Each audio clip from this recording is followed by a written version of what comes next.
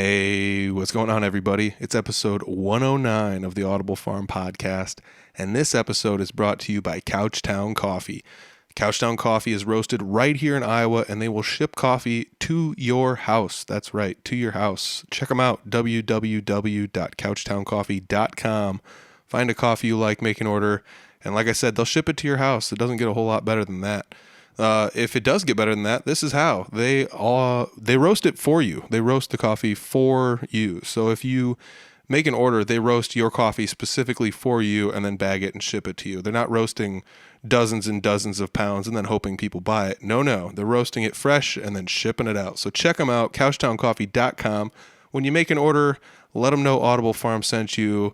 Enter the code word Audible Farm, and you can save 20%. So when you make an order, hit them up, say, hey, Audible Farm sent us, say Audible Farm, and you will save 20%. Why? Because Couchtown Coffee is that awesome. This week's podcast, I'm sitting down with Nick Ehrhardt. Nick Ehrhardt plays the bass in Riddled With Class, as well as playing bass in the Screaming Artichokes. The Screaming Artichokes are a relatively new band to the scene here in Iowa. We discussed that in the upcoming podcast, as well as what's been happening in the Riddled With Class camp since the last time I talked to one of the guys in the band. It's been COVID, so everything's been kind of shut down, and Riddled With Class is just like a lot of those other bands. They haven't been playing terribly many shows, but they've still been getting out there. So I sit down and talk with Nick about a handful of things, and he's a good, easy guy to talk to. If you see him at a show, tell him hi. This is episode 109 with Nick Ehrhardt from Riddled With Class and the Screaming Artichokes. It's the Audible Farm Podcast with your host, Peter Stockdale.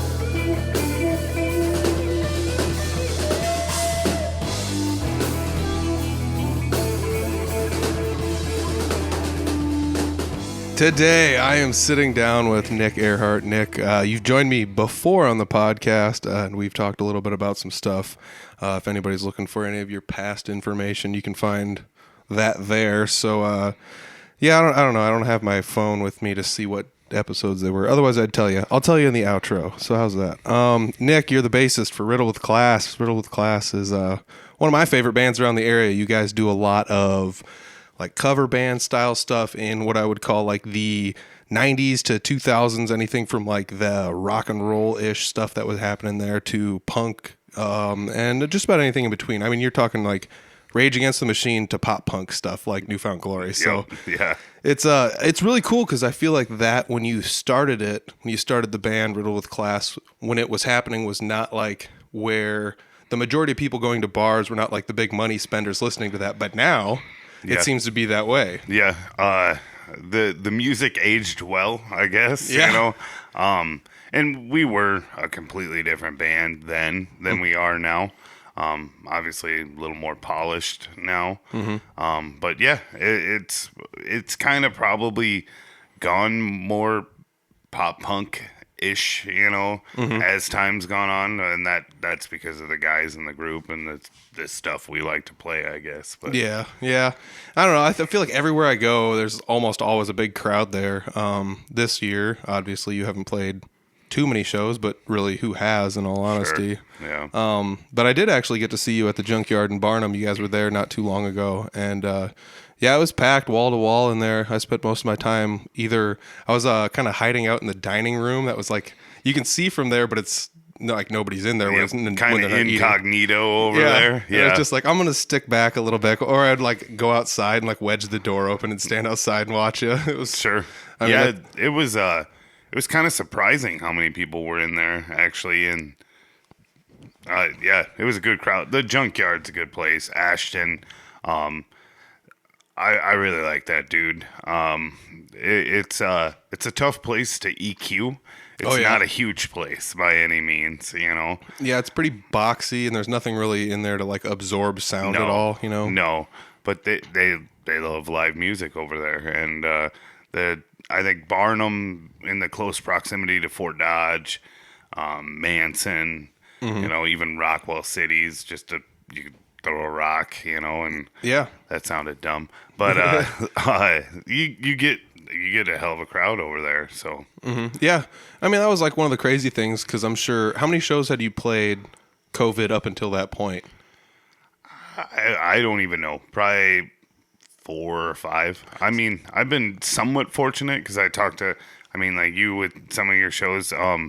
Just kind of the general area we're in the state hasn't been as affected. I mean, it's been affected obviously, and we're all aware. Actually, it's touched the band. Nobody in the band, but family members of the band have got it, and one had a really tough time actually with it. The weird thing is, that I'm always the guy like, all right, I gotta get some shows going. I gotta get. We got this calendar app that we share with J. Clyde Band, and like, oh, okay, I got these open dates. Like, I'm gonna put the guys to work on these dates. And this year, I have not done that. I kind of feel like venues, bar owners, and stuff, they don't really know what's gonna happen, and neither do we. And it's hard for me to sell a show and be like, hey, you want to have this show? I don't know if we can have or not. Yeah. Yeah. I mean, I totally get that. I mean, for people listening that don't understand the whole, like, you sharing a band app, you share band members with Jay Clyde. So that was the whole deal with sharing. So you got to do an availability thing. But yeah, I totally get it. Because I mean, Three Finger Betty has booked gigs where it's like, I don't know if this is going to happen. So we're going to delay promoting it up until it happens or whatever, Or I was talking to a couple bands recently where they had booked a show and then COVID shut everything down for a month again in the county they were in. So they were like, well, our show's 45 days away, but this shutdown's 30 days long. So I'm just going to wait until they open it back up to promote it, and then we'll hope they don't shut it down again, So it's putting a weird damper in, that kind of thing. I mean, I bet that's the one thing I think a lot of musicians forget about is I wonder how bar owners feel about this whole thing. Because it's like, do I book someone and promise them they'll be here, and then they can't end up even coming? Or well, yeah, I mean, because you're there.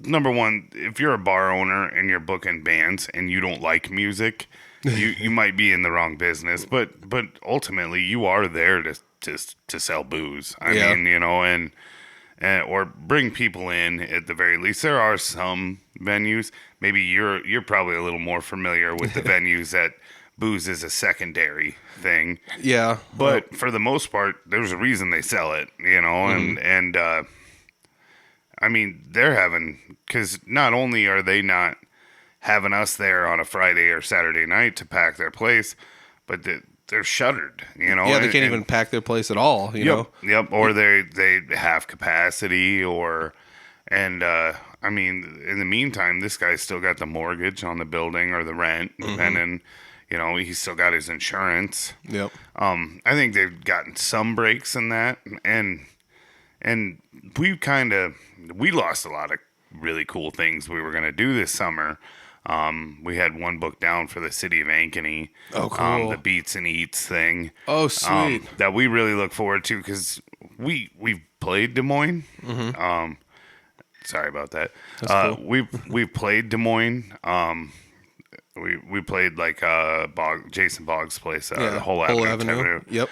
And we even played down on Court Avenue once, but it hasn't really. The band's completely different than it was the last time we were down that way. Oh yeah. And so that was for us like a chance to step out and do a different market. And oh yeah. We've always kind of held our breath, like whenever there's like a street dance or something. Hey, we want Riddled to play this street dance. Like, do you guys know what we do, right? Yeah. Like, I mean, but at the same time, we're not going to do a Rage Against the Machine cover on Main Street of your town celebration, Yeah, But true. I mean, if we had to like sit down and compare it, you guys aren't Three Finger Betty, where like our lyrics are a little bit more in your face. You guys are professional cover band. Sure. You do it the right way. You got lights in the whole 9 yards. Sure. You know how to perform to what crowds. I get it. Yeah. And I mean, we've played shows before too, where at the end of the night, like the crowd was awesome. And at the end of the night, the guy who owned the venue we were playing at was like, well, man, I really wanted to hear AC/DC and ZZ Top. And I was like, that's not us, dude. You know, I mean, like, that's all great. But some of those bands that, like, you look at, like, Saucy Jack. Mm-hmm. man, I can't play a ZZ Top song the way Stacy from Saucy Jack can play a ZZ Top song. Yeah. And we've found our niche. And the really cool thing is it's kind of circled back around and people know us for that now. I mean, yeah, you might hear a Billy Idol song thrown in there somewhere or something like that. But yeah, for the most part, we kind of leave a lot of the classic rock kind of to the bands that do classic rock, and we found our own zone, and that's the bare premise of this entire damn band is we want to play stuff we want to play, and everybody like has ideas, and we each pick 2 songs, and then you go to learn these 2 songs, and out of the 10 or 8 songs, 'cause that's math, 4 times 2 is 8. But out of the 8 songs, maybe 2 or 3 actually stick, and every other guy in the band is a pro, about what we should be doing, what we shouldn't be doing. And I have the easiest job in the band, which is awesome. Just playing bass. I don't have to sing. Nobody wants to hear that anyway. But you're like me a little bit, where like we can sing, but we're not gonna be the focal point, and it's not like you're gonna be like, all right, we're ripping out harmonies, you're hitting this note. It's like, no, we are not the Chris Carr band. Yeah, I can try this if you want, but I mean, I'm more than willing to try that kind of stuff. But I'll leave it to a jam night, please. Well, Greg and Levi both can sing awesome. So why even mess with that? You got 2 guys that can sing. Yeah. And I might throw some na-na-nas in or something, you know, but yeah. Yeah, man, I totally get that. And I mean, you and I like leaned on the same piece of gear a little bit for like it was like a pedal board version of like an auto tuner type deal. And T-Pain pedal. Yeah. It actually worked really good. It's within eye shot of us right now. And I see it over there. Yeah. I mean, I used to carry it on my pedal board all the time, just in case I had to sing.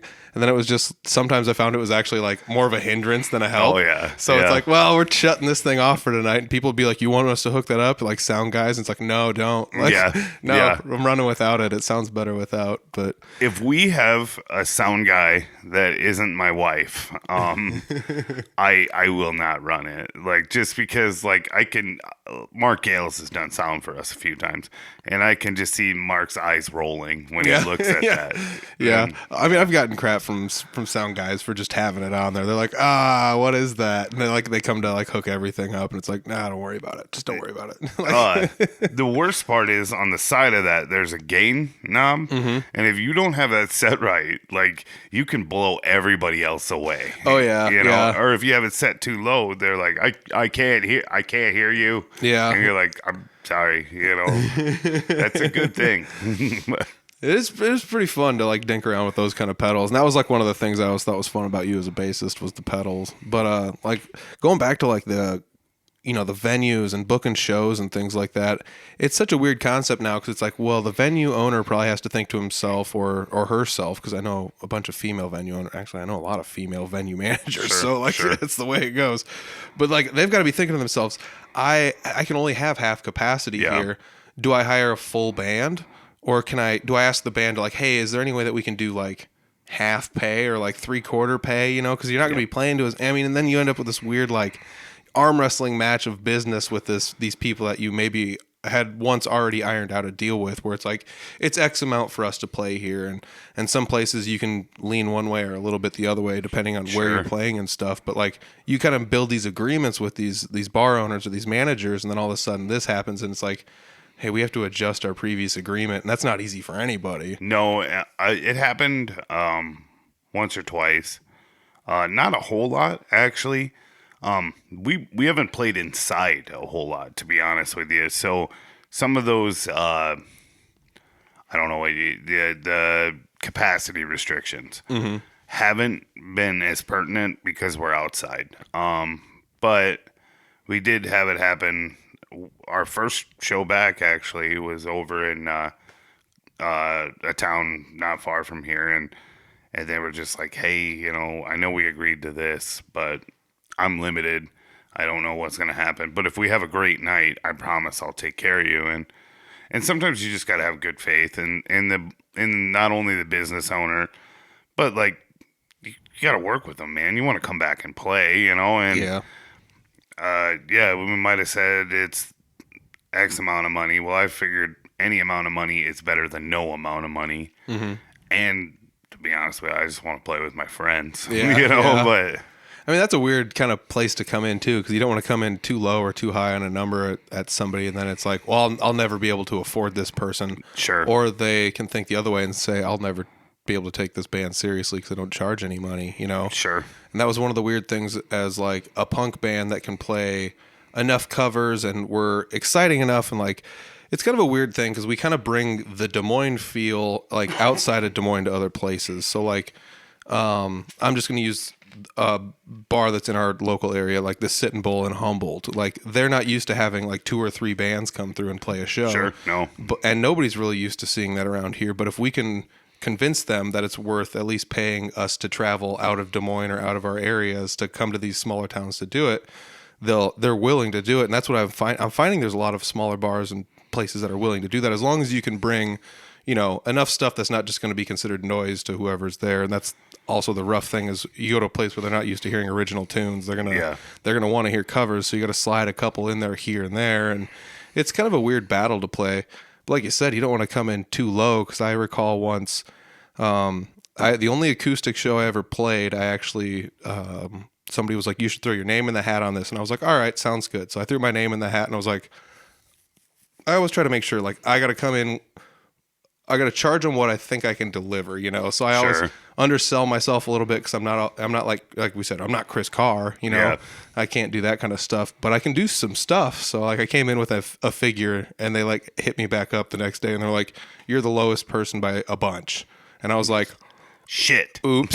Yeah. And so then what they said was, they said the second lowest person was this. So if you can do a good job, we'll pay you more. So they like said, we'll pay you what we pay you. And they ended up giving me some extra money. Sure. It wasn't as much as that other person, but still, I mean, when I sit and think about like, well, what they would have charged and how they would have performed, I feel like it fit in pretty well with charging. But like, that's one of those things, you don't want to come in too low, because they're going to be like, you're hired, like instantly. Yeah. Like, well, it's like when you go to sell something and the first guy calls you and he's like, I'll take it. Yeah. He like, doesn't even, I messed up. Yeah. No negotiation at all. Like, oh my gosh. No, that's super funny though. I mean, that's got to be something that a lot of bands have probably, like, you know, people booking shows, especially like you in the cover band circuit. It's like you've probably run into that here or there. And we've had some gigs that we got more money than I thought I'd make from playing in a band, you know. Mm-hmm. And I mean, we are splitting it up 4 ways. So how much money do you justify? Everybody, well, you're playing for 4 hours. Yeah, well, 2 hours before that, I'm setting up. 2 hours after that, I'm tearing down. So I'm depending on where here. You're playing, you drove an hour, and then you get back an hour. Yep, I'm going to be here 8 to 10 hours probably. Yep. You know, and then at the same time, like, you can do stuff with that money that you make. You can. I paid off a Harley with just playing in a band, you know. Yeah. But you can. I've never looked at it like a job, I guess, you know. It does. I've heard guys say you get paid to set up and tear down the playing, whatever, man. That's for fun, you know. And I believe that, but I actually enjoy the setup.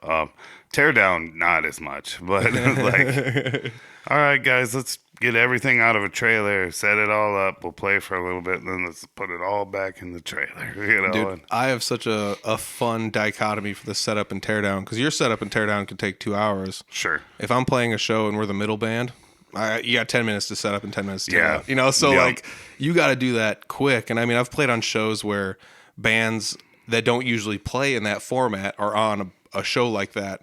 You know, and it's like, they're the longest band to set up and the longest band to tear down, and they're pokey going about doing things. So there's a weird dichotomy there about that, you know. So be glad you're not a drummer on those things. Oh my gosh. You know? Yeah, our drummer for Three Finger Betty, Clint, has to like drag all his stuff into the corner of the room and like pre-set up half of it. It's cool because he's got a really small kit too, right? Yeah, really. It's a nice, small, convenient kit. Yeah. He can carry it in about 2 trips. No. It's one of those like Tay things, with the mini kit. But no, he's got 2 bass drums and everything. Doesn't anybody running a double kick, that's going to take a few trips. So, sure. Yeah, but that's just one of those fun things. I like to think about like the business aspect of it all. And you do most of the booking for Riddled With Class. So, and I mean, I don't do too much of the booking for Three Finger Betty. And when I say that I don't do, I mean I don't do like 98% of it. Sure. But still, like I have booked a few shows, and it's just a fun thing to look into because like I said, being an original band, and we're gonna have to bring another band with us and go to a place that might not be used to this. I can't go in there and be like, we need $1,000, because they're gonna be like, you need to get the hell out of here. Yeah, But if you're in like a cover band with tunes that people, like you've been here before, people loved it. You have lights and the whole setup, and you sound professional and everything. It's like that's not an outrageous number to ask. Sure. I mean, even now during COVID, it's not an outrageous number to ask. And I mean, I think it's weird because like no industry has probably been hit harder than live events. I mean, that's like the one thing that they're like, you can't do this, and you just got to be responsible. And I don't know. I mean, this has gone on long enough to a point where I'm not discrediting. It's a very real thing. 100% real. But we can't all live in fear and stay. I mean, you got to be responsible. Like, if I don't keep your distance or whatever, but like people need something to do too, and I mean, then the longer this goes on, the more, let's say, a mental health thing becomes a factor. I'm glad you brought that up because I think about that so much. I know so many people personally who are just having a rough time. It's just like, I don't do anything now. And it's just like, nobody is. And it sucks. Yeah. And it's like, I feel it, I feel it too. Yeah. And that's one reason I go to jam nights at Barnum on Tuesday. And I'm not trying to like plug it every freaking podcast for everybody watching. I'm making a big deal about it. But like, I don't know. I go up there because it's like, this is my escape now since I don't get to play shows almost ever. And, for a long time I wasn't socialize. And I wasn't even driving down to Des Moines to practice anymore because it's like, you can't play. So I went like, 2-3 months, not even driving down there anymore, and couldn't go down there for school. And, you take all these things away that like, it's not like a social event, but it's like, this is how I socialize. Then it kind of sucks. Well, it's important to you in your life, and like, I mean, I think people are quick to, you can't go without that. No, we have, and I mean, at some point though, and I'm not criticizing people who are more cautious or who are genuinely afraid, because I mean, but at the same time, at some point, you can't criticize somebody for just being like, you know what, honestly, so I had an event about a month and a half ago, and I lost my aunt. And it was in like a kind of a freak accident thing. She hopped on her little scooter and went up to go to the store, which is like 6 blocks from her house. And she got hit. And we lost her that day. And that day I kind of decided, and not to like, holy shit, this is deep, but it's just like, you never know what's going to happen. So if you want to do something, do it, and I mean, as long as you're not hurting somebody else or, just do it, because you don't know, that one split second thing might happen to you. And so, I mean, be cautious, respect everybody else's feelings on it. Mm-hmm. But if you want to go see a show, go see a show. Yes. If you want to play in a show, go play the show. As long as the place will have you, I mean, we take risks every day. Yeah. You get in your car and go to work, and you never know what might happen. You might hit a deer and hit it just the right way, or something. Oh, yeah. Yeah, man. So, I mean, obviously, a global pandemic changes things, and something that may or may not be airborne in the air and stuff. But just take care of yourself. Take the precautions, but live your life, you know? Don't, and if it is crushing you to a point where you're having that mental health thing, like, then do something about it. I mean, find a way to connect, find a way to even if you are somebody who's high risk, just find a way to connect with somebody else I see a lot of guys with the live streaming and stuff. Yeah. I mean, that was a great crutch for everybody. Yep. Performers, people who wanted to watch live music. 'Cause I mean, I go to a lot of live shows, and I'm not going to call them out by name in case they don't want to, have their name on the podcast. But there are so many people, even in the Fort Dodge area, that are at 5 to 10-fold more shows than I go to. I mean, they're at every, River Hops show, every Shiny Top show. They're at all the winery show. I mean, they're at every single show. It's like, what did these people do? Because this is what they do. Yep. Yep. And I mean, I think when this is all said and done, there's a few things that I think we all need to remember to not take for granted again. I don't know how many times I've had a weekend off and I was like, I don't feel like doing it. I don't feel like going anywhere. But my buddy's playing 3 towns over, it's a 30-minute drive. I'm not going to miss that anymore because I've missed it, and I mean, or even just going to work without worrying about it, walking into Walmart without tarping your face shut, and I mean, there's a lot of things that we did get spoiled, and we still are spoiled as a culture, Very, yeah. But I think this probably it woke me up to what's important to me, and music's very important to me. I mean, it's not the only thing I do, but it's the most fun thing I do. And yeah, it's kind of weird though. Like, this is really putting a weird thing. I don't know exactly how to put it, but there's not really new movies coming out. No. There's not really new TV shows getting made right now. I mean, there's a few animated shows because those can be done remotely, but there's you have to sit and think about what can be done remotely in order to do things because people aren't really getting together as much, So live music's gone away, but some bands have obviously been working on material during COVID. But it also makes me think. Which is cool. I don't know if you listen to satellite radio at all, but it seems like every band has come out with a cover song during this for some reason. Well, there is this shitload of new covers coming out, and it's neat. I mean, that's what I do. So it's always interesting to hear somebody's take on something else. Ooh, speaking of that, at the jam night I was at last night, I did a cover of East Side Window. Oh, really? So that was something new that a handful of us kind of secretly talked about. Was let's all find a Jeremy Ober song and try and cover it. Yeah. So a few of us are pretty close, and that one I was I got everything but the lyrics, and I found a copy of the lyrics and brought them with and was we're doing this. Everybody play these notes. Let's do this, Follow me for the changes. And it's tons of fun. We pulled it off really well. And, it was, I don't know. It's one of those things. I enjoy cover songs just as much as you do. Sure. So much back to Newfound Glory, From the Screen to Your Stereo was their cover song album, which I always thought was the smartest concept ever. Don't put a cover song on one album and give away all of your money from the album to this cover. Just do it all on one album and make them fight over that one album. And they were all movie songs. Mm-hmm. And they've done 3 of them now, actually. 3, yeah. Yep. I remember the second one coming out, but I'll have to check out the third one. We do one off the second one, actually. The King of Wishful Thinking. Yeah. Was it Go West? That's Yep.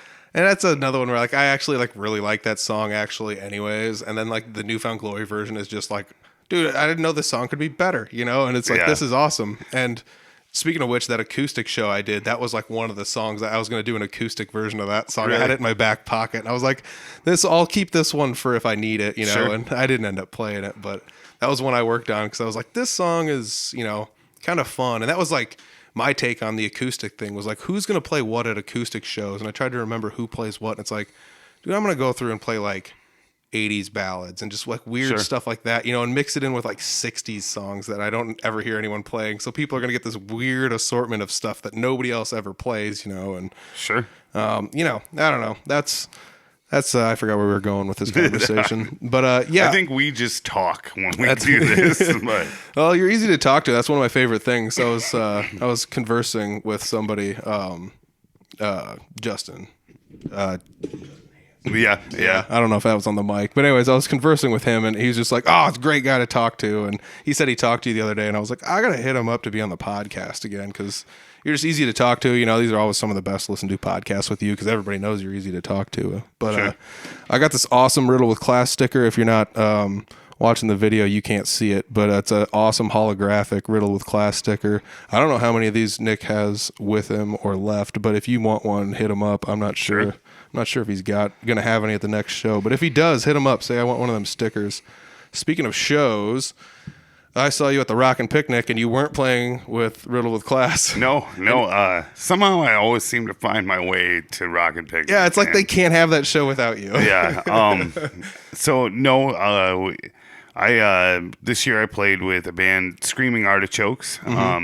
It's Bill, Lynn, Stephanie Miller, Christian McCoy on drums, and Will Sheeky. So I knew everybody in the band. I didn't know Christian as well. I did buy a bass guitar off Christian off Facebook Marketplace years ago, and that's how we met. That's cool. Yep, and good group. I almost said good group of guys, but Stephanie is not a guy. No. But yeah, I had fun. Still kind of trying to fit that into my schedule, and I'm not really sure where we're going for sure there. Me, mainly, I'm probably the problem there because I work like 50, 60 hours a week. Yeah. And then I do have Riddled, and Riddled's my baby, Yep. But the really intriguing thing is it's different to me, and you got Bill, who's a good singer, good songwriter, guitar player. Will is a really good guitar player. I'd never even jammed with Will before, Yeah, he like hides, like people didn't know that about him. Even in high school, he was good. And Sure. It's like, yeah, Will plays guitar, probably better than everyone. Yeah. And I was in a band in high school, and everyone's like, "You're so good." And I'm like, Will's Yeah. really good. You should see, he's not in a band, but he's not like in your face about it at no, all. He's kind not of quiet. He's not a foot on the monitor, like Yeah. fan in the face, like Yeah. watch me shred a bunch. Well, he never tells you. He's like, yeah, I play guitar, And then the first couple times I went over there to jam, I just started kind of playing a riff of a Metallica song or a Guns N' Roses song on bass. And Will knew it, you know, yeah. and it's just like, all right. And then Christian is he's a multi-instrumentalist. I think he plays a little bit of everything, but he played drums for us. Good drummer. And then obviously Stephanie can sing. Anybody from Humboldt knows Stephanie can sing. Yeah, you know, so yeah, she's won every American Idol style whatever that's happened within Humboldt Idol within or a whatever. tri-county area. She's won them all. Yeah. Oh man, yeah, that's really cool because I mean, you've played the Rockin' Picnic with Riddled with Class before, and then you played it the one year with me in the Stockyard, which was a band I made up just pretty much for the Rockin' Picnic, and Sure. then we never played any other shows other than that.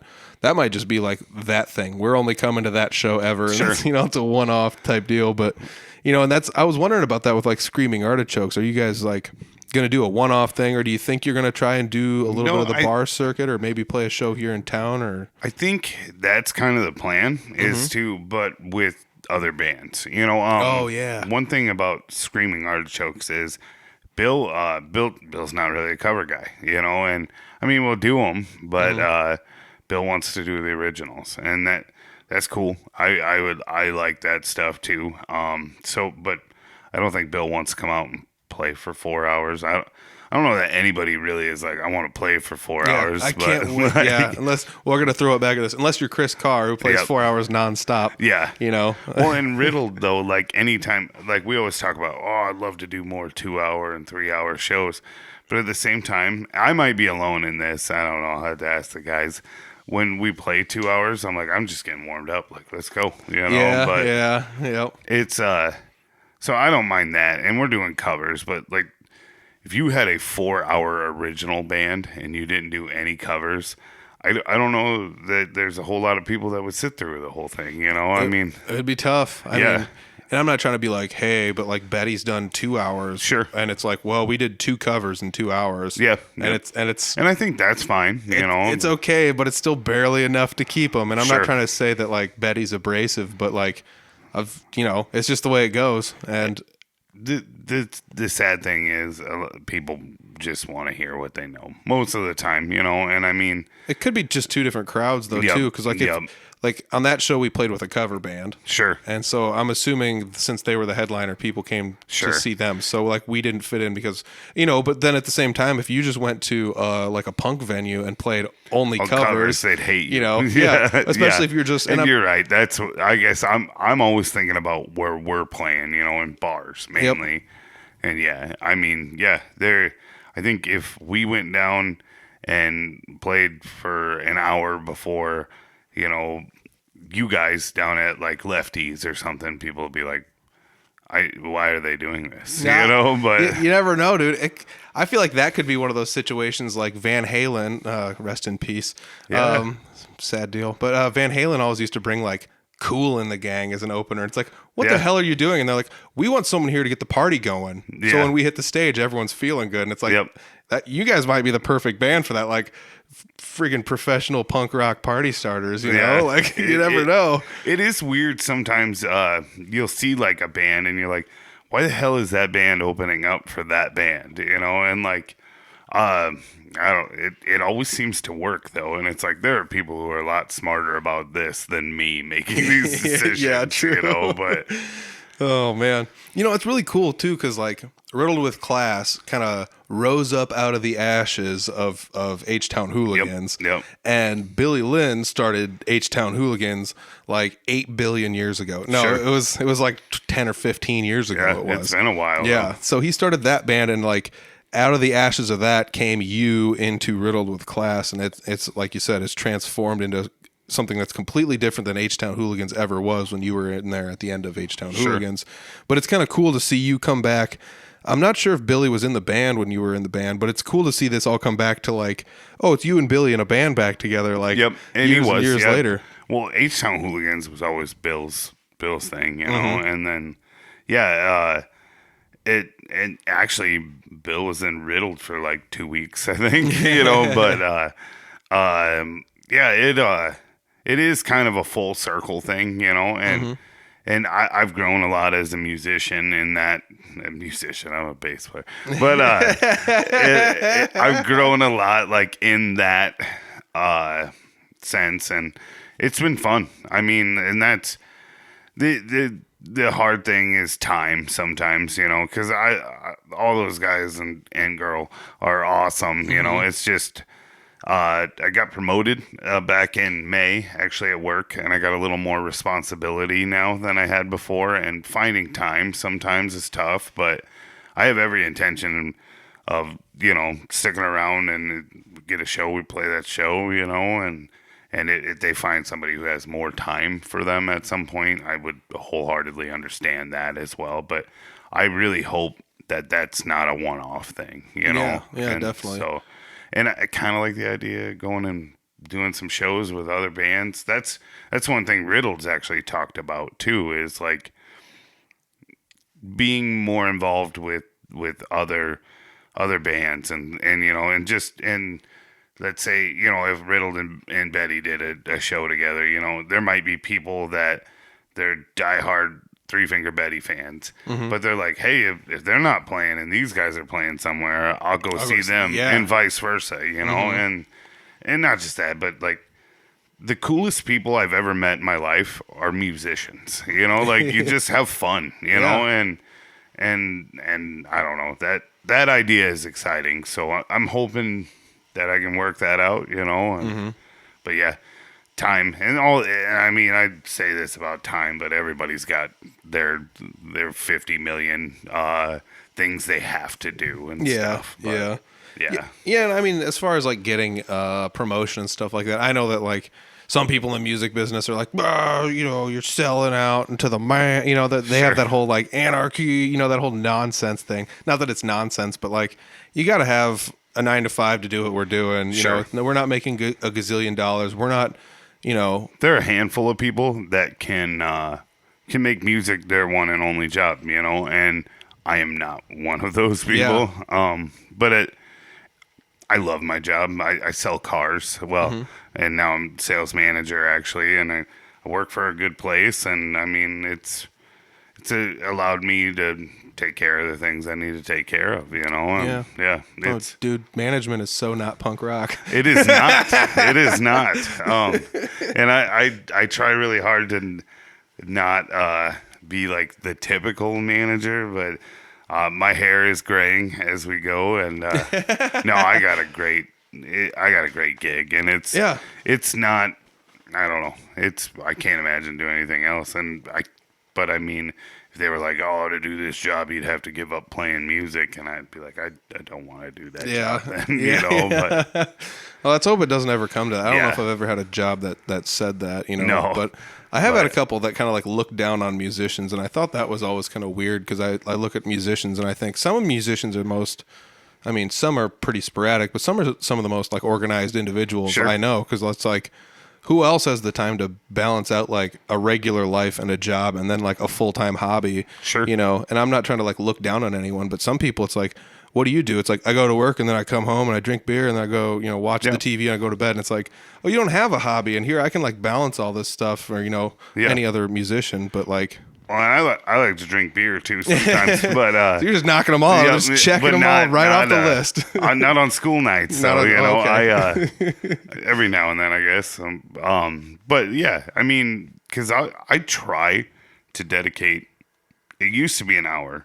Now it's at least half hour, 45 minutes every night to play. Mm-hmm. And most of the time, I mean, if we're learning songs in one of the band, I'll sit there and I'll just bang through them, and obviously, if I'm sitting in front of a computer with headphones on and a bass in my lap, it's not going to be quite like, if I'm with like Will and Christian and Bill and Stephanie, or, the guys in Riddled learning the songs, because it's an on the fly thing. Like, hey, I might not get in every little fill note when I'm playing live with the band because we might be 2 clicks too fast or something, Mm-hmm. But most of the time, honestly, if we're not learning songs, I will just start.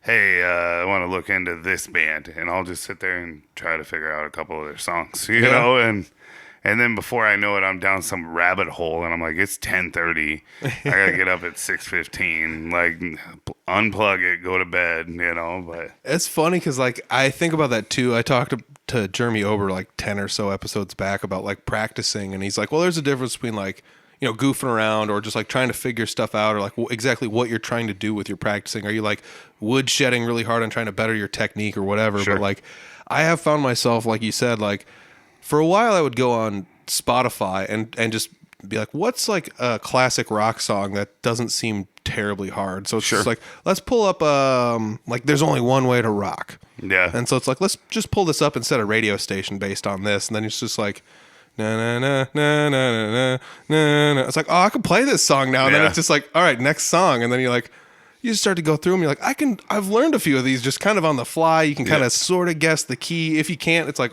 I mean, you can see, I've got a couple different screens, so I can put like the song on one and the tabs on the other. So if like I really want to, I can pull tabs out of it and kind of guess my way through it with that, as a crutch. But it's fun because I've like found myself really enjoying doing that and passing a lot of time super late at night. And I mean, different sleep schedules, but same thing. I'll be like, it'll be like 1 a.m. I'll be like, oh my gosh, I gotta go to bed. All of that happens too on like weekends where we're not gigging or something. Yeah, it's like, like but tomorrow's gonna be rough. When you really enjoy doing it, it kind of, and it's always like about being better. And sometimes to me, like, there's technique things, and I'm not like captain of technique by any means, but the more you learn to play, the techniques are going to come out. Like, obviously, a lot of what Riddle does is 4-chord. Like, it's pretty, like, there's a heavy mainstay in the pop punk. Yeah. It's like an alternative. That's kind of what it is, I was talking about it last night. They almost, like, copy the same shape for the most part, and then just like there's a lot of T's, the one, yep, that's the shape, and they'll do that on repeat over and over again. Start at D or does it start at C? And it's just the way it goes. I mean, that's the other thing you start to realize is like, oh, a lot of these things have this formula, and like I was talking about that with like, playing like Megadeth, and you start to realize like Dave Mustaine uses a lot of this formula to make his songs, like a lot of this. I mean, there's obviously extra stuff involved, but like. Well, it's like the Red Hot Chili Peppers are my favorite band, at least one of my favorite bands. I'm kind of enamored with Flea's techniques and his sound. You know, he's got a great sound. And then, like, the more of the songs you learn, you're like, every one of these damn songs is an A. You know, like, and Anthony Kiedis is not the strongest singer in the world, and maybe that plays a part, you know, or whatever. And then sometimes it's just funny. You'll notice, like, things that, like, oh, this is how he does this, you know, like, or like you look at, like, the bass player from Blink-182, Mark Hoppus. There's a guy who I love his tone that he has on his bass. It's almost like a second rounder, fatter guitar. You know, he plays a lot of small chords. He's playing fifths the whole damn time. So, like, whatever note you're on, you just play the fifth under it. And I don't know. It's funny how, like, and then you'll see how each one of them does something. Like Mike Dirnt from Green Day, he just plays, like, parts of the chord around every, you know, every root. And the more, like, I've understood about it, because I never knew. I was like, oh, you got 1, 4, 5, you know, the one, and then you start seeing these patterns, and you're like, yeah, I can probably do just about anything they do. I might have to think it out a little bit. But, That's the one thing I found out with, like, I played a lot of, you know, obviously I'm a guitarist first, but, like, I'd play guitar, and it's like, I know all of the, like, stuff a bassist is doing. But to, like, actually do it takes a little bit more than just being like, I can do that. Because I've started playing bass at jam nights, because it's just like, I don't know, there's never a bassist there anymore. Because the bassist is, I mean, he has a job, so he's at his job right now. You know, it's that time of year. Yeah, he's working, so he can't go out and play jam nights. So, like, I'm playing bass, and I'm doing the same thing you're saying, where I'm starting to figure out, like, oh, they're just playing fifth above or below. You know, here it's like, oh, that little walkie stuff is just walking through the chord, and then you go to the next chord and you walk through that one. And it's like, I'm starting to figure it out, but, like, on the fly, it's just like, it's tough to do, just to be like, oh, it's an A, and then there's a B, and then there's an E, and then there's a D, you know, and then it's like, it starts to get a little tough on the fly, but, like, you know, you start to learn that, like you said, if you start to just cover enough songs, you start to, like, and if you mess up, just act like you did it on purpose. Yeah. Nobody will know. Like, but I read somewhere, someone said, with a bass, you're only a half step away from where you need to be at all times, no matter what your mistake is. And it's kind of right. Yeah. I mean, not really, but, like, that's pretty true. You know, it's a half step. Yeah, you're almost always, like, if you're going to be off, only a half step off, because, I mean, you can't be more than, depending on the scale. But yeah, in Riddled, I just look back at Jake like it's his fault. And like, that's that old meme going around Facebook, you know, like, it's funny. I know nothing about drums, but, like, sometimes Jake will get in, like, little, like, Jake Merritt is an amazing drummer, you know? I mean, and anybody who's ever played with him will know that. But he'll go into, like, things, I'm like, what's he doing? You know, like, that's weird. Why are you doing that? And I'll look back at him, and Jake told me once, he's like, if you think I'm messing up, I swear to God, I know what I'm doing, you know? And it always, like, comes back around, you know? And that the understanding of it is that all the music stuff is, even if I mess up, like, I will try to do something real quick and then go right back into what I'm supposed to do, you know? And I don't know. It's fun. I do get what you're saying, because, like, at the Junkyard show, I was watching him play, and gosh, I'd have to really think about it. I don't want to just waste a bunch of air time with this, but I'd have to think about, like, what song he was playing, and it's just like your basic, like, pop punk beat, doom cha doo doo cha, you know, just like basic stuff. But then, like, it gets to one part, and it's just like, here's a giant fill, and it's just to, like, watch him do a giant fill on a small kit, and it's like this is nuts. And I, like, lean over to a guy, I'm like, watch this, because he's just like, you know, like, just no. Yeah. And, like, it doesn't look like he's trying or doing anything, and it sounds so, like, big what he's doing, you know. And so, like, I totally get what you're saying, where sometimes fills are so long you get lost in them. And I also get what you're saying about how he's like, he has a right to be, you know, say, like, I swear I'm not screwing up. I'll come back in at the right spot. Yeah. And he always does. I mean, the dude is rock solid. And it's, I've been spoiled to play with some really good drummers, and, like, being a bass player, like, that makes my job so easy too, you know, like, it's so much more fun when somebody can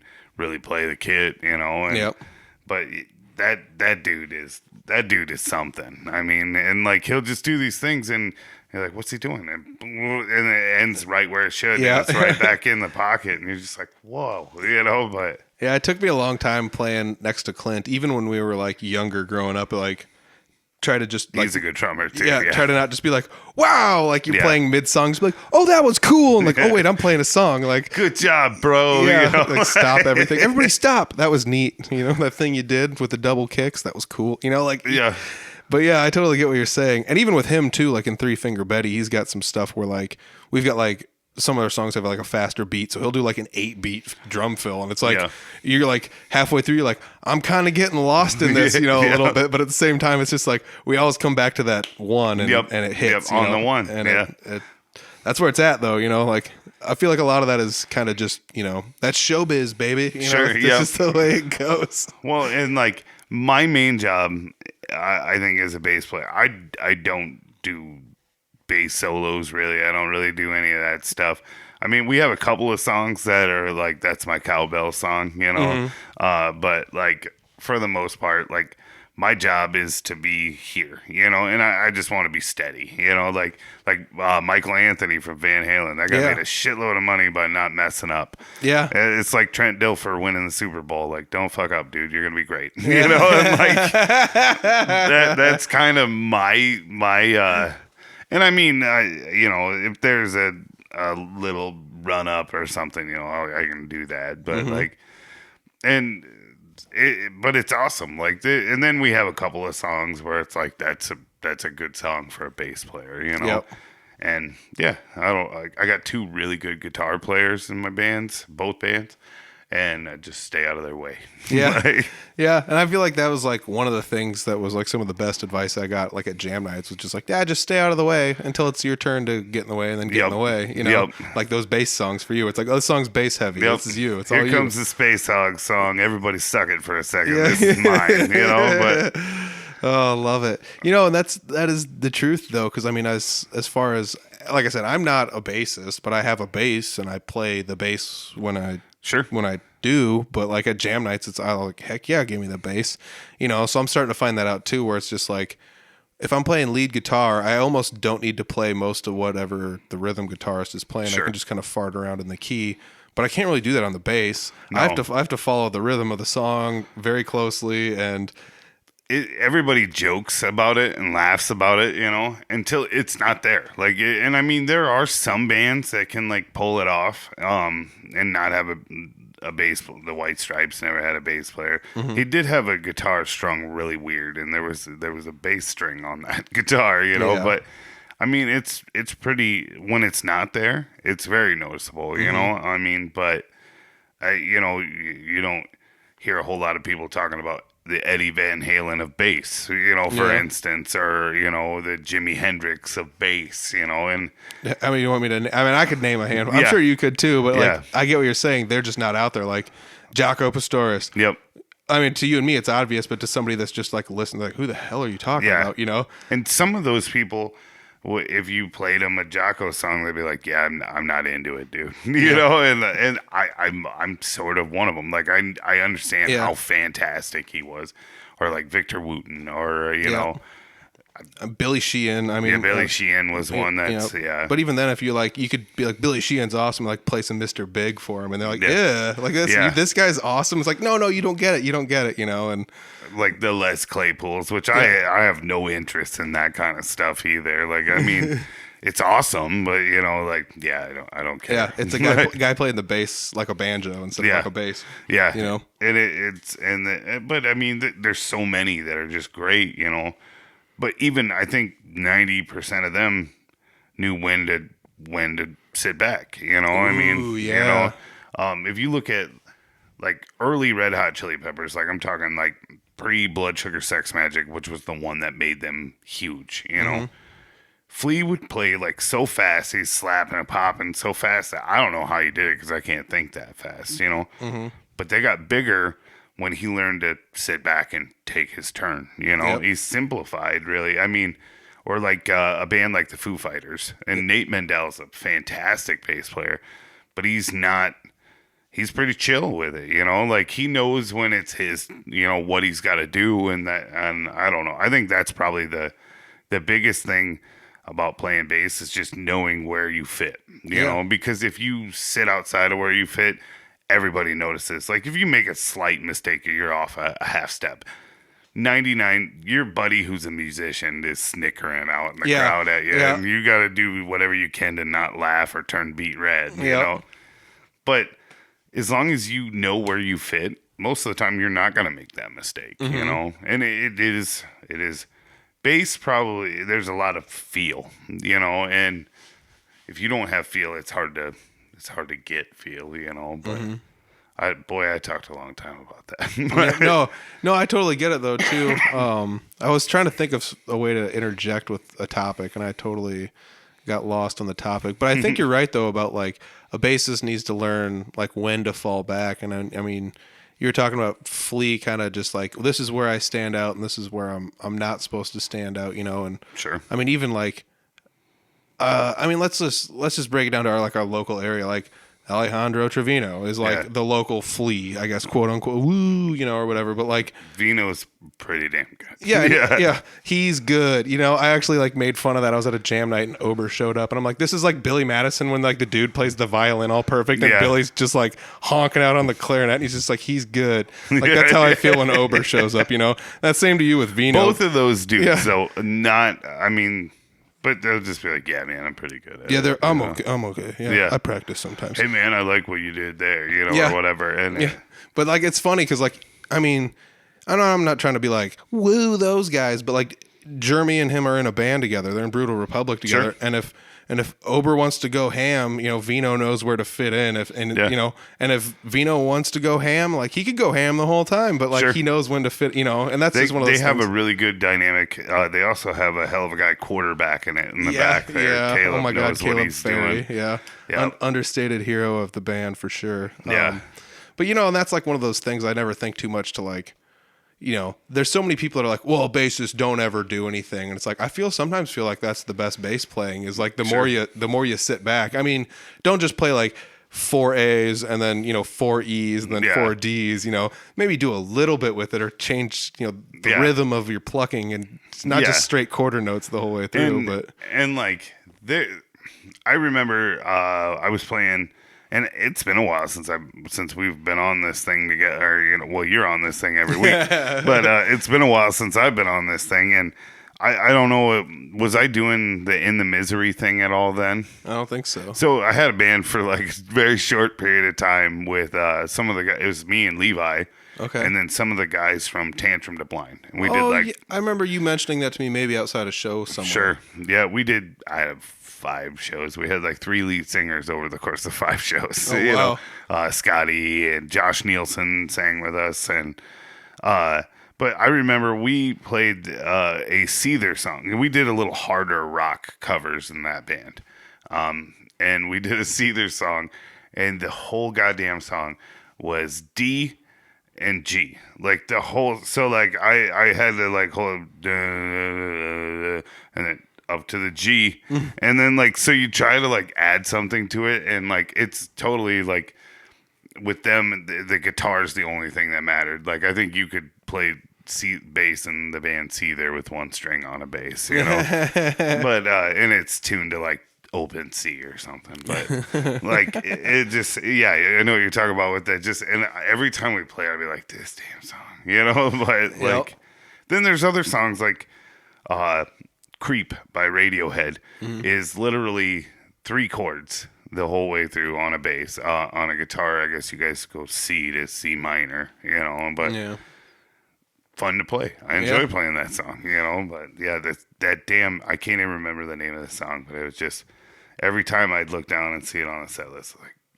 okay, all right. These next 4 minutes are going to be very long.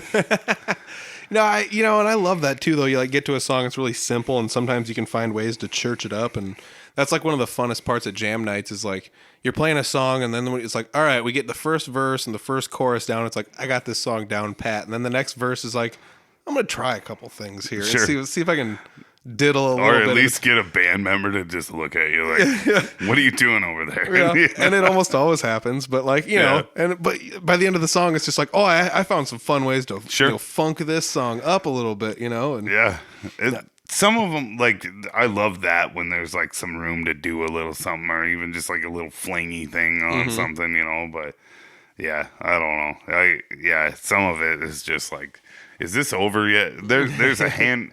And then there's songs that we play that are fun, and we've done them forever, and some of those are gone to the wayside just because burnout amongst the band members and stuff. But that's like the best and worst part about a cover song is you can like get to the point where you're so burned out on a song. It's like, I don't ever want to hear the original even. Like, it's just, I mean, I've played this for 6 years. You're like, Kryptonite by Three Doors Down. Yeah, that should be every cover band's like first song they play and the first one gone when they learn new songs too. But that damn song. And we'll go places and like there's a venue owner like, boy, I can't wait to hear you guys do Kryptonite. Yeah. Like, it's not on the set list, man.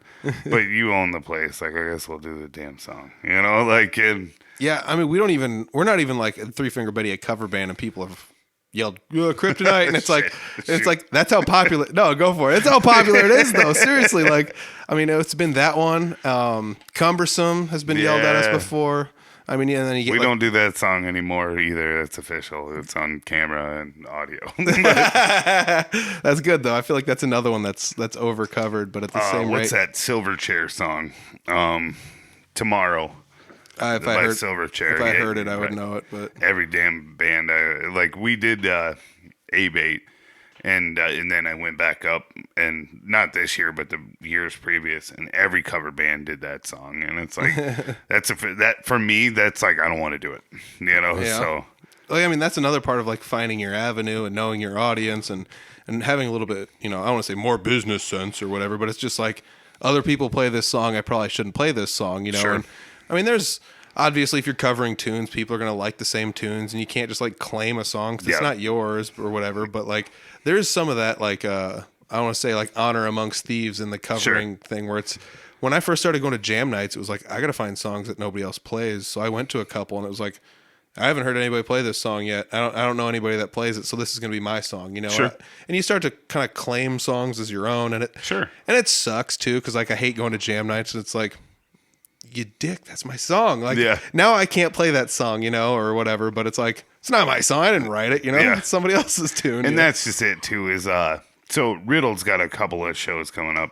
Like Halloween is every year. Halloween's a big thing with Riddled. Where you at? We are at Sneakers on the Friday night before. And then, so we're doing 2 shows in Fort Dodge over Halloween weekend, but, they're 2 completely different things. Sneakers on the Friday before. And then this year, we're Gina Crave Tattoo. We're doing the Monsters Ball. Oh, cool! And we actually have a band opening for us. I hate saying that because I didn't know which way we were going to do it, but Gina. But we Section 7 is playing with us. I don't know if you've had a chance to catch them yet. I haven't seen them live, but lots of lights, man. That's pretty rad. Them, so. Yeah. They've got a couple of real young guys in that band that are impressive, you know. Cool. Drummer sings all night, or 90% of the night. That's sweet. Yeah, like it's like little Don Henley back there. Yeah, you drummer know? Singers, I love it. I don't know how somebody would do that. You know, I don't know. Well, I don't know how people play the drums anyway. I can't rub my belly and pat my head, but like, it's yeah. And so I forgot where I was going with that. Well, they're a cover band too, and it's kind of like, well, do I hit them up and be like, hey, can I see you guys' set list, you know, just to make sure. And they don't do exactly what we do. They're actually focused more on like very early 90s, late 80s, you know, more of the like, you know, your Motley Crue, your Poison, your Def Leppard, stuff like that.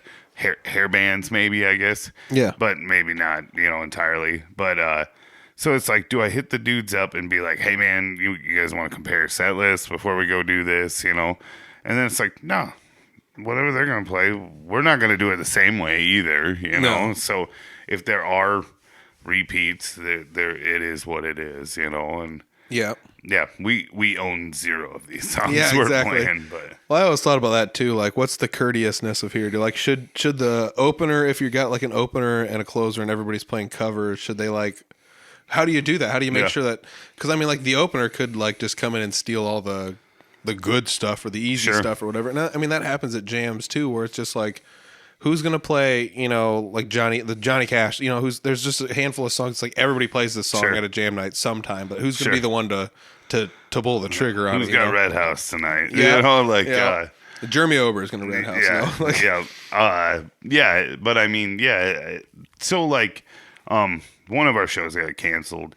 Renwick, Little Town. We're gonna do Donkey Days. That's our town cool. festival. Yeah. And it was gonna be us and the guys from Tantrum to Blind, and of course it didn't work out because of coronavirus and I think on something like that where we were gonna cover a large span of time, and us being super familiar. I mean, obviously there's been. When Jake and Greg were busy doing Jake Clyde stuff, I had a couple of guys from Tantrum filling in too, you know. There's some familiarity there, so it might be like, hey man, you guys mind shooting me over your set list? I'll shoot you over mine. If it's something that's not your song but your song, you know, then you guys do it, and we'll just play something else. And I mean, obviously, Riddled.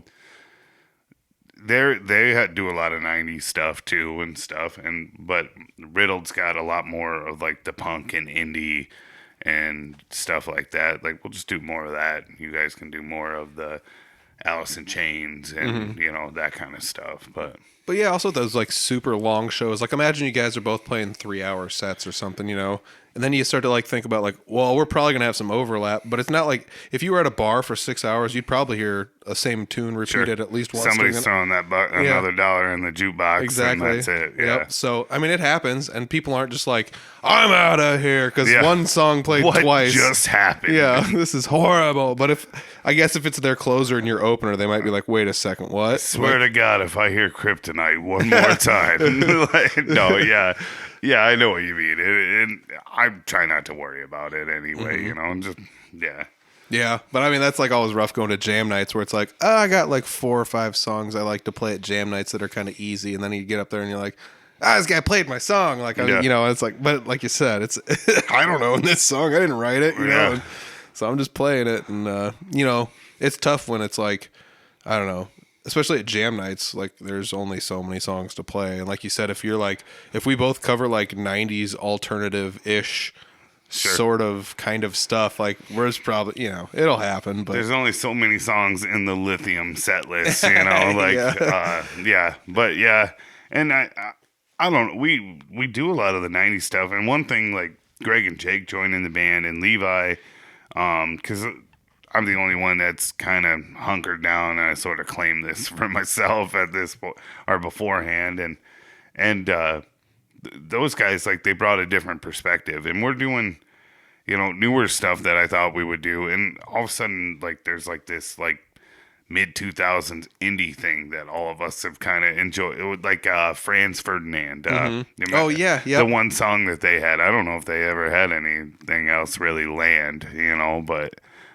Take Me Out. Yep, I'm trying to think if they did, but and now that's my favorite thing. Like I'll look down, I'll be like, that's it, that's the one tonight. You know, that gets me super excited to play. You know, and it's pretty wild because I remember you guys playing that at the Junkyard, and it's one of those like head turners. Like, well, I didn't expect you guys to play this, and then it's got that part in the middle at the beginning of before. It's like the pre-build up where it kind of slows down. To the part, you know, starts getting chunky there and stuff. Then it picks up the new beat for the song, you know, and it's like, this is cool because everyone's just like, yes, here it comes. Yeah, you know, they're like getting the best part is everybody knows that damn song, and you'll look around and everybody's head just starts moving in that thing, and like, you guys are keeping time for us. Yeah, you know? exactly. But, yeah. Oh, that's good stuff, man. What other shows you got coming up? I don't know if you have like a. Pretty much Halloween right now is what I got booked. Kind of looking in, you know, it sounds like we got one right around Thanksgiving too. I don't really have everything squared away with that, but I think it's going to be a public birthday party, I guess. Ooh, that'd be fun. Yep. And I might fill you in on some deets for that, but okay, yeah, definitely. Once I get it all figured out, we'll get everything, and then we're booking. I mean,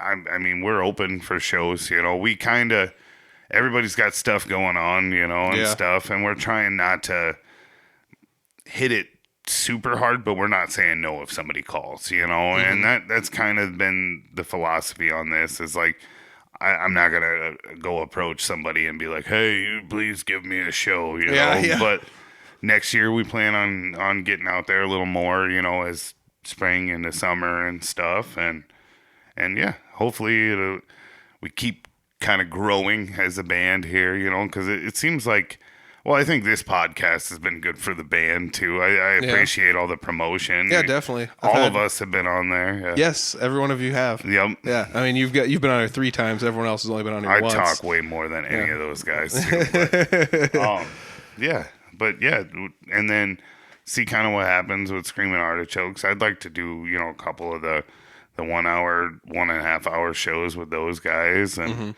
I don't know if I have it in me to do two 4-hour bands. Like, that's a lot of material. Yeah, oh my gosh, that'd be so much. Not that it'd be undoable, but I mean, and I've been in you know, we had Riddled, and then we had In the Misery, and we were playing 4-hour shows, and I played a few with Levi and Chad McDermott, who Levi was in a band with before. Those were terrifying because you never know what you're gonna play. You just be up there, Chad, keyboard player, guitar player, harmonica player. There's probably a didgeridoo somewhere hidden in there. But he would just be like, "Hey, we're gonna do this." Like, I don't even know what that song is, man. Oh, it's easy. It goes C, G, you know. And welcome to Jam Nights. Yep. I'll just act like my bass is cutting out the whole time. Okay. Like, oh my gosh, that's hilarious. No, I mean, I'll drop all your stuff down in the description. Riddled with Class links, as well as I believe Screaming Artichokes has links as well. So I'll scrounge some of those up and put them down in the description. Halloween shows. Where was the first one at? Sneakers. And then it was. Then we're at the Eagles Ballroom with the mighty Section 7 for the 2020 Monsters Ball. Sweet. So, and that's, I believe it's the 10th anniversary of that, too. Oh, cool. So that'll be on your Facebook page for Riddled with Class, I'm sure. So check that out. I'll put all the links down in the description for all your bands and stuff. Also, I got to mention again, hit him up for one of these stickers when you go to see him at a show. I'm not sure he'll have any left, but hit him up. He's got some. I know he does. You know why? Because I've got one. They're really cool. So hopefully that's something else. I feel like the sticker game, I'm turning a lot of people onto it because I like having stickers. They're like my business cards. It was your idea on it. I hit the little introductory thing, and I think I'm going to have to get more. You know? I mean, definitely. That's one thing, too. Three Finger Betty seems to do really good with merch and stuff, and that's something I need to... We've had T-shirts, but they're gone. Yep. And I just need to get back into it, I guess. But yeah, I mean, I think that's one of the cool things, though, is like having merch and selling out of it's not a bad thing. Cause it's better than buying too much merch and not selling it all. And then the first round of T-shirts had a really peculiar design on them, and by the end, I'm like, $3, you can have one. You know, like, take it. Yeah, right. I mean, that's kind of what we did with our first run of shirts. It was a love it or hate it design. Sure. And it ended up being one of those things where it's like, now these are cheaper because we got new shirts, you know? So it's like, if you want one of these now, you can have one of these. Or the new ones are now, you know, regular price, you know? So it's right back to that. But, you know, you got to find different ways. It's that business thing. So, yeah, dude, it's stellar to see, like, you know, having the sticker. I can't wait to put it on my guitar case. So, cool. Awesome. Check down below for all the description stuff. There it was. Yeah, there's the camera. Thanks for joining me, man. Appreciate it. Oh, baby, there's another episode in the bank. I want to say thanks to Nick Ehrhardt for joining me on the podcast. Really appreciate it, buddy. He's one of my favorite people in the music scene. He's always been a really good guy to me, and I guess I've known him since childhood, you know, and yeah, he's just a pretty good guy all around. Easy to talk to. As you saw, we cruised through an hour there pretty easily. Well, effortless to say the least. It's cool to see that Riddled with Class is still doing shows. More things coming in the Riddled camp, so check that out. I got the social media down below. It was also good to talk a little bit about the Screaming Artichokes. I mentioned them in the Rockin' Picnic podcasts a couple, about 5 or so episodes back. And, you know, like I said, it's good to talk about that and get a little bit of a dynamic on what's going on there and who's in the band and what's going on and stuff. So shout out to those guys. Hopefully I'll have somebody from the Screaming Artichokes camp come back on and talk, you know. I hope they book another show, too. I'd like to go see them live sometime. If you were looking for more Nick Ehrhardt content, check out the Audible Farm podcast, episode number 8 and episode number 32. I have talked to Nick a couple of times before, so the first time he was on the podcast was about 100 episodes back. But like I said, he's been on here before. More Riddled With Class stuff.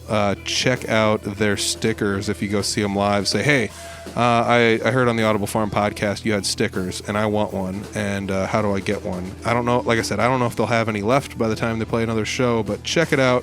All the show information for those guys should be found on their social media. I believe they keep pretty well up to date with that. They usually do. What with COVID and all, I'm not sure. I haven't been keeping too good of a track on what bands are posting their shows. So check that out. All the social media for Riddled With Class is down below, as well as the social media for Screaming Artichokes. I want to say thanks once again to Nick for joining me on the podcast. Thank you, everybody, for listening. If you're looking for more Audible Farm content, you can go to audiblefarm.com. There are links to everything there, social media, as well as the YouTube channel and as well as the Patreon page. The YouTube channel has more than just the Audible Farm podcast. There are also clips as well as guitar mod videos and live band footage and all sorts of things addressing the closing of the Vaudeville Muse. There are, I believe, 12 or 13 different sets of bands being, playing at the Vaudeville Muse. If you guys are into the Vaudeville Muse and you're sad it's closed, go check out some of those shows. If you want to relive the magic, it's all there on the Audible Farm channel. Got links to that at audiblefarm.com. Otherwise, you can go to youtube.com/audiblefarm. Check it out. Also, if you guys are looking for Audible Farm goodies, you can find Audible Farm stickers as well as t-shirts and hoodies in the Audible Farm shop. Go to shop.audiblefarm.com. It will take you right there to the shop, and you can find something you like and make a purchase if you please. It just goes to help support me doing the podcast every single week. So I thanks everybody that's been making purchases and stuff. I really do appreciate it. I look forward to shipping out some more stuff here soon. So thank you, everybody, for all that. If you guys are interested in Audible Farm stuff and you guys appreciate what I do, just word of mouth, go ahead and tell some people about it. Like, subscribe, share. It means a lot more to me than you think it would. But it really does mean a lot to me to like, subscribe, and share the stuff. If you know somebody that might like it, go ahead and just let them know. Even if it is just word of mouth, they might check it out. I really do appreciate it when people share the content and leave a review if you like. Leave a review, thumbs up the video or the podcast you were listening to, or give us 5 stars or whatever capabilities you have for that kind of stuff. It really does help us out, and it makes me feel good, and it makes the guests feel good too when they go back to look at their episode and they say, oh wow, this has 14 likes, or whatever on YouTube. That's pretty sweet, and it is pretty sweet. So shout out to all of the people that have been, interacting with me on the YouTube and everywhere else. I really do appreciate hearing from all you guys. I'm not the best at being social on my personal accounts.